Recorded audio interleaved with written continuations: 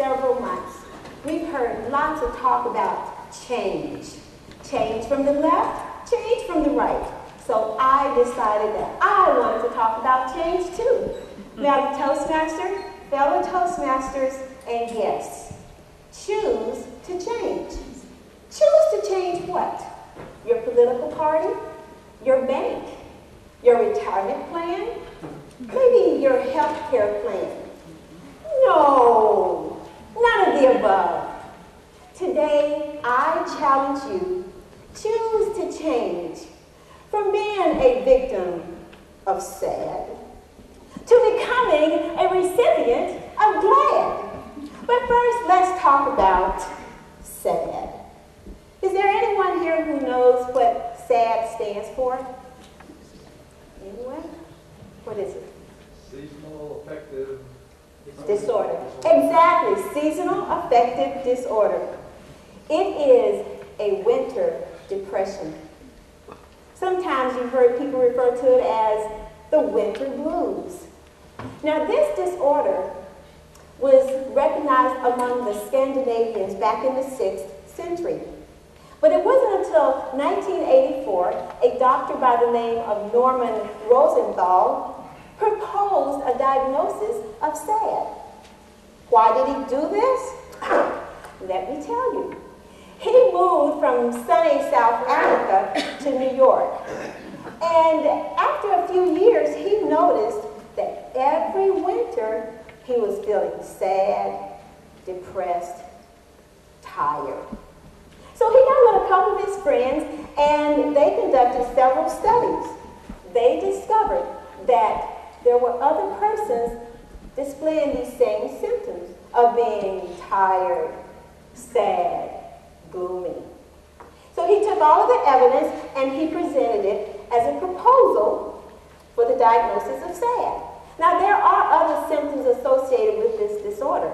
They are being moody, grouchy, sleepy, drowsy during the daylight hours, maybe a loss of interest in certain activities, and then there could be an increase of appetite with the possibility of increase of weight.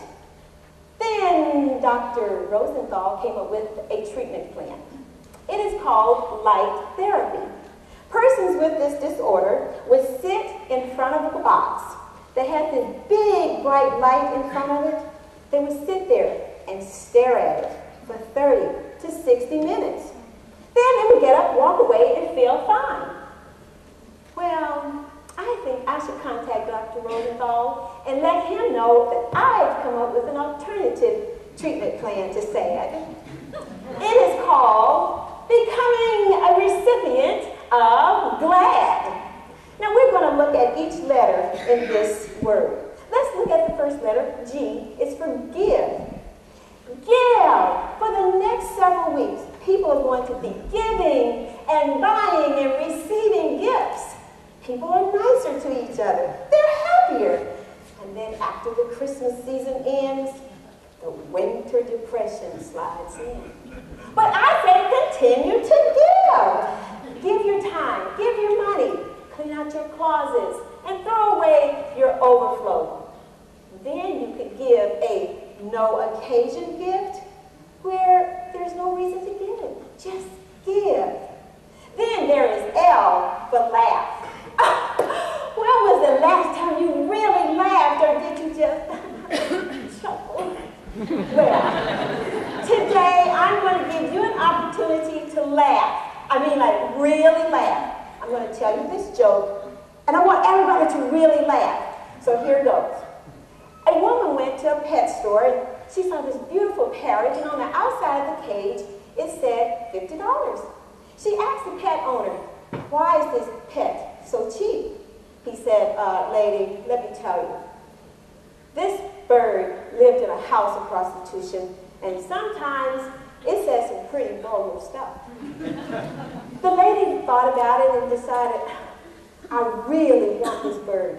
So she took it home and placed it in her living room, and she stood there and waited for it to say something. And it said, "New home, new madame." She was insulted.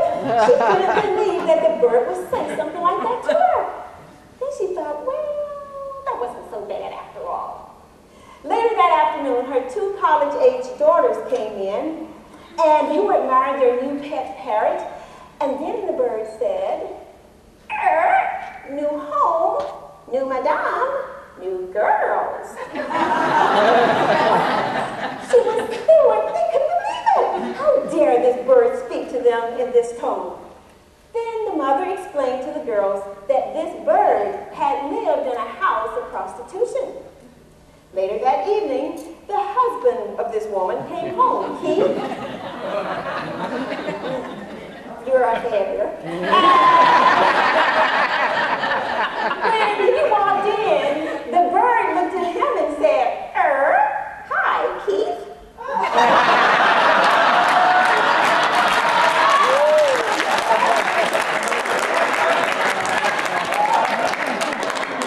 Very good, you got a good laugh there. Now, you go to Blockbuster, rent you some funny movies, and laugh.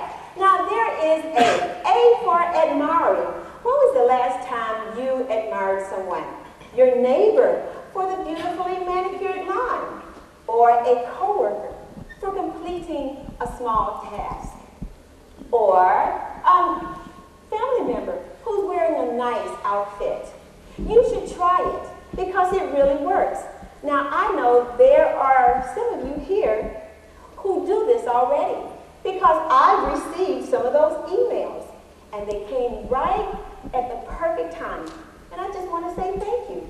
Try it. You will be surprised how the person will feel when you send those admiring words. Then there is the last letter is D. It stands for dance.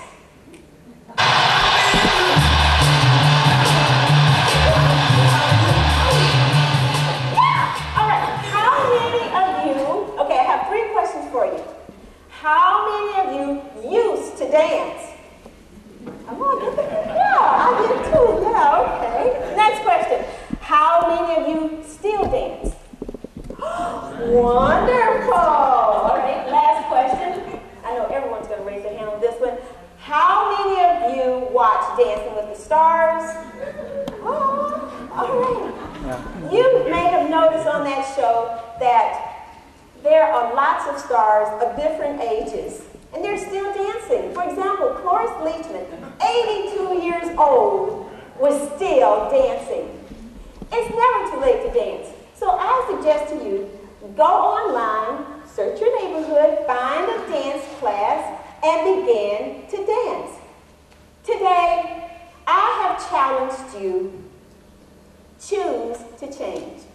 Choose to change from being a victim of sad, where you're depressed and sad, and you're tired and gloomy, you're eating too much, you're gaining weight. Then you have to sit in front of a light box to feel better. No, forget about that. Come over here. Become a recipient of glad, where you're giving, you're laughing, you're admiring, and you are dancing. Today, I challenge you, choose to change. Now,